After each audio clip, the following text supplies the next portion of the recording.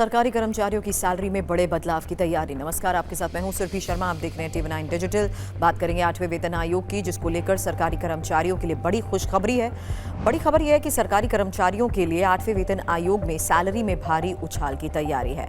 ये आखिरी मौका सुझाव देने का है। लाखों केंद्रीय कर्मचारी और पेंशनर्स अब लंबे समय से जिसका इंतजार कर रहे थे, वो वक्त आ चुका है। 8वें वेतन आयोग की प्रक्रिया तेज हो गई है। कर्मचारी संगठनों के सुझाव जमा करने की आखिरी तारीख है। इसके बाद आयोग देश के अलग अलग राज्यों का दौरा करेगा। मई 2027 तक रिपोर्ट सरकार को सौंप देगा। अगर कर्मचारियों की मांग मानी गई तो सैलरी में जबरदस्त बढ़ोतरी हो सकती है। विस्तार से एक एक जानकारी अब आपके सामने, क्योंकि 8वें वेतन आयोग की ताजा हलचल। केंद्र सरकार ने जहां जनवरी 2025 में 8वें वेतन आयोग को मंजूरी दी थी, नवंबर 2025 में इसका औपचारिक गठन हुआ।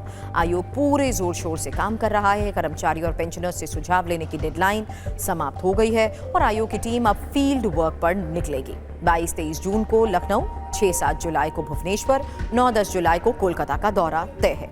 इससे पहले दिल्ली में भी उच्च स्तरीय बैठक हो चुकी है। आयोग का टारगेट है स्थानीय समस्याओं को समझकर बेहतर सिफारिशें तैयार की जाएं।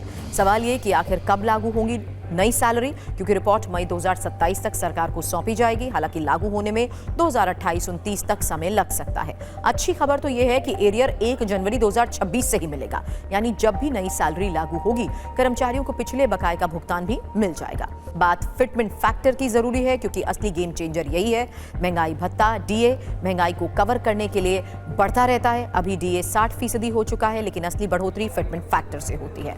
अब छठे वेतन आयोग का जिक्र इसलिए क्योंकि 1.86, 7वें वेतन आयोग में 2.57 और इस बार कर्मचारी संगठन जैसे कि एनसी, जेसीएम और रेलवे एसोसिएशन 3.83 का फिटमेंट फैक्टर मांग रहे हैं। अगर ये मंजूर होता है तो सैलरी में भारी उछाल भी आएगा।